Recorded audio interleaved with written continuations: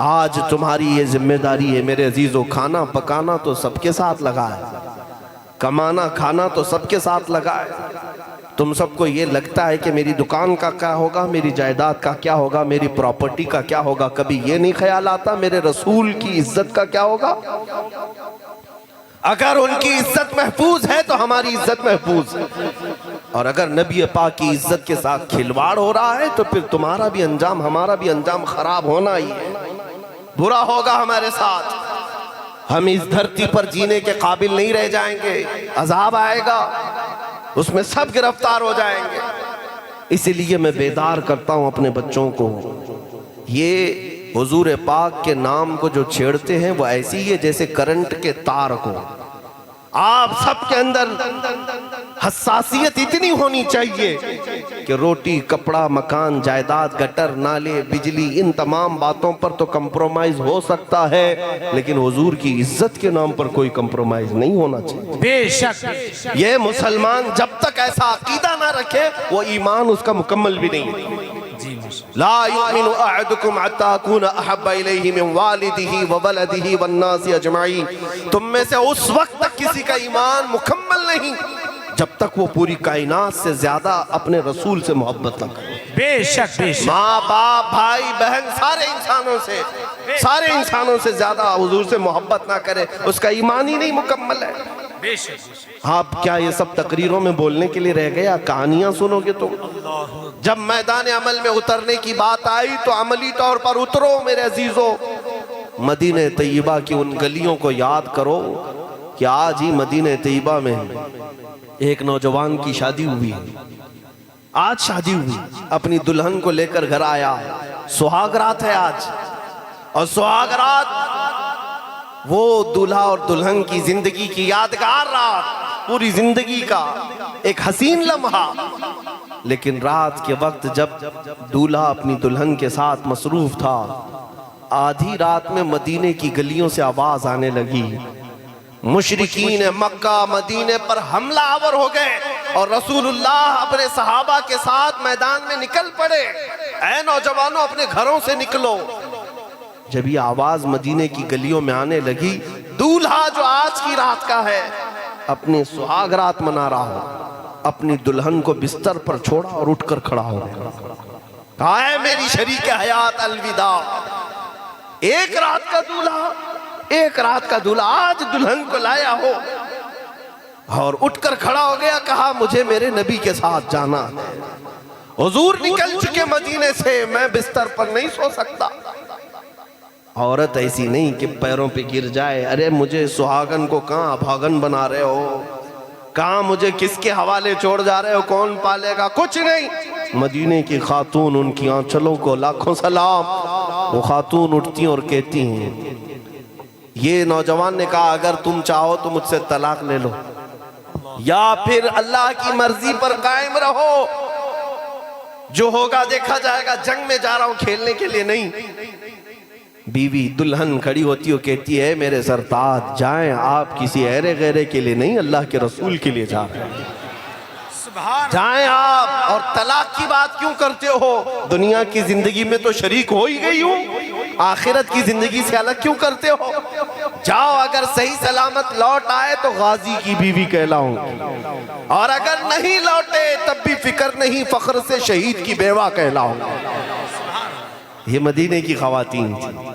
वो आज की रात का दूल्हा हुजूर की इज्जत के लिए निकल पड़ा अपने घर से, और मैदान ओहद में जब पहुंचा, सुबह का वक्त था, फिर जंग का मैदान जब गर्म हुआ, जब मैदान गर्म हुआ तो जानते हैं ओहद की तारीख पढ़ने वाले या सुनने वाले जानते हैं, दोपहर के वक्त ओहद के मैदान में पासा पलट गया था, कुफ्फार और मुशरिकीन हावी हो गए।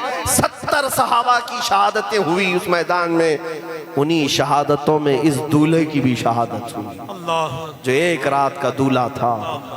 और हदीस में पढ़ो तो फिर तुम्हें पता चलेगा ये दूल्हा हंजला के नाम से मशहूर है। सुभान अल्लाह, सैयदी मौलाई आका हंजला, तुम्हारी शहादत को लाखों सलाम। लेकिन उनको एक लक़ब हुजूर ने दिया, गसीलुल मलाइका।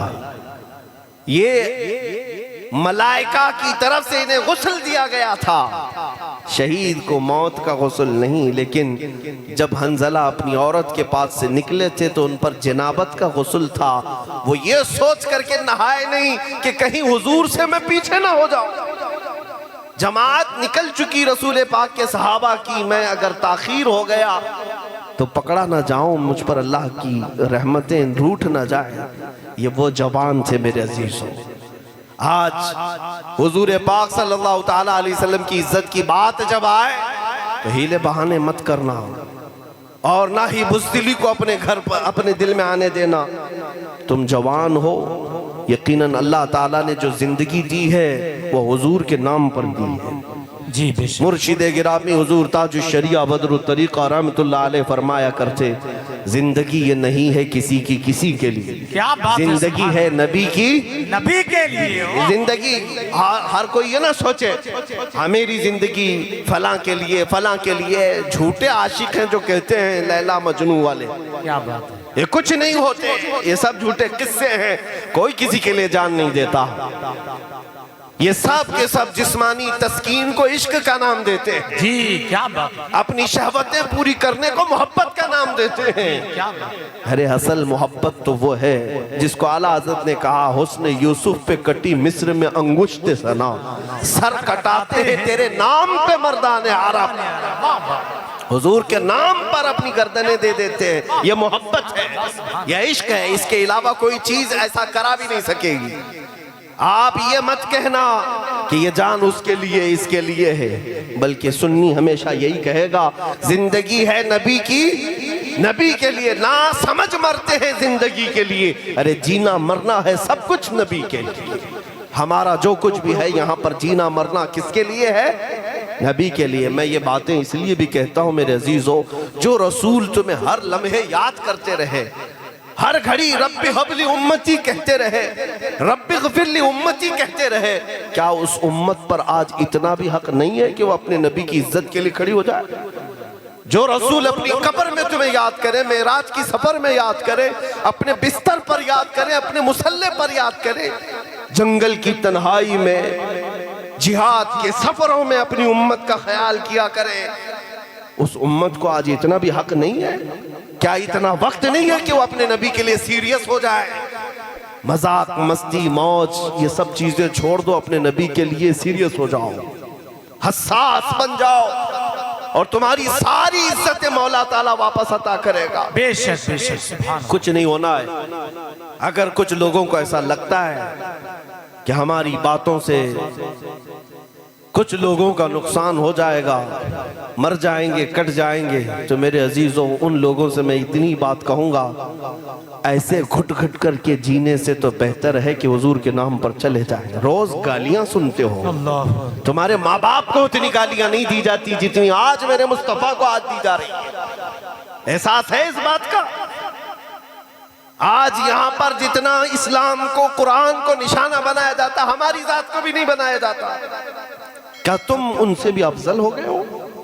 अल्लाह। आज ये एहसास क्यों मर जा रहा है? इन हालात में भी कुछ लोग ये कहते हैं कि ये सब चीजों की अभी जरूरत नहीं। फिर कब जरूरत है आप ही हमें बताएं, कब जरूरत है?